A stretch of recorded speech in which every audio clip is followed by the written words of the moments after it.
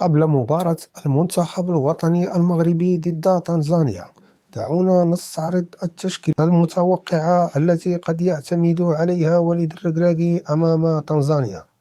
المنتخب خاض آخر حصة تدريبية أمس ليلا، واستمرت حوالي ساعة وعشرون دقيقة، حيث ركز المدرب على الجوانب التقنية والتكتيكية. اليوم سيجري آخر ميران له قبل المواجهة المرتقبة، والتي ستشهد غياب أشرف حكيمي بسبب الإيقاف بعد حصوله على بطاقتين صفراويتين. السؤال المطروح الآن: من سيعوض حكيمي؟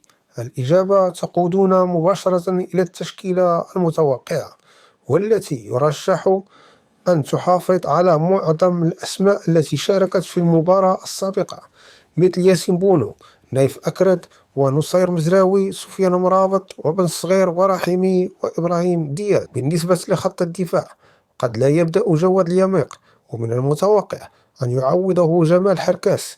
أما في وسط الميدان، فمن المحتمل أن يشارك إسماعيل الصباري بدلا من أناحي. وفي الهجوم، قد يتحول رحيمي للعب كمهاجم صريح، فيما سيتولى عبد الصمد الزلزولي مركز الجناح الأيسر. الآن لم يتبقى سوى مراكز الأظهرة بعد إيقاف أشرف حكيمي. أرى أن غيابه قد يكون مفيدا من عدة جوانب. أولا، لأنه سيمنحنا فرصة لرؤية المنتخب بدون حكيمي وكيفية تعويضه. وثانيا، لأنه سيسمح له بالراحة، خاصة أنه من أكثر اللاعبين الذين يخوضون المباريات كاملة لمدة 90 دقيقة. المرشح لتعويض حكيمي في مركز الظهير الأيمن هو نصير مزراوي.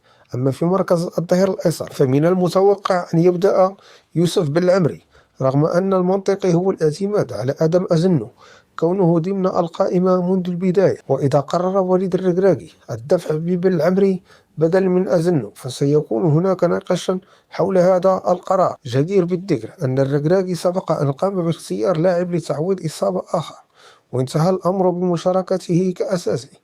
رغم أنه لم يكن الخيار الأول، هناك احتمال آخر، وهو أن يعتمد المدرب على مزراوي كظهير أيسر، ويدفع بعمر الهلالي في مركز الظهير الأيمن. لكن التشكيلة الأقرب حتى الآن تبدو كالتالي: في حراسة المرمى بونو، والدفاع أكرد، حركاس، مزراوي، وبالعمري. وفي وسط الميدان أمرابط، والصبري، والخنوس، والزلزولي. وفي الهجوم رحيمي وإبراهيم دياز. هذه مجرد توقعات، ويبقى القرار النهائي بيد المدرب. وقبل نهاية الفيديو، سأشارك معكم خبرا سريعا. وفقا لموقع فوتبال رانكي، من المتوقع أن يرتقي المنتخب المغربي إلى المركز 12 عالميا في تصنيف الفيفا بعد الفوز على النيجير. هذا التحديث سيظهر رسميا في التصنيف الجديد المقرر إصداره يوم 30 من الشهر المقبل. هذا التقدم جاء بفضل النتائج السلبية لبعض المنتخبات الأخرى. وبالنسبة لمن يعتقد أن تصنيف الفيفا غير مهم، فهو مخطئ، لأن التواجد في المراكز المتقدمة يمنح المنتخب أفضلية كبيرة، حيث يساعد على تجنب مواجهة كبار المنتخبات في دور المجموعات. كان هذا هو الفيديو اليوم. إذا أعجبكم الفيديو، لا تنسوا الضغط على زر الإعجاب والاشتراك في القناة لنستمر بنشر المزيد إن شاء الله. شكرا على المشاهدة، وإلى اللقاء في فيديو قادم إن شاء الله.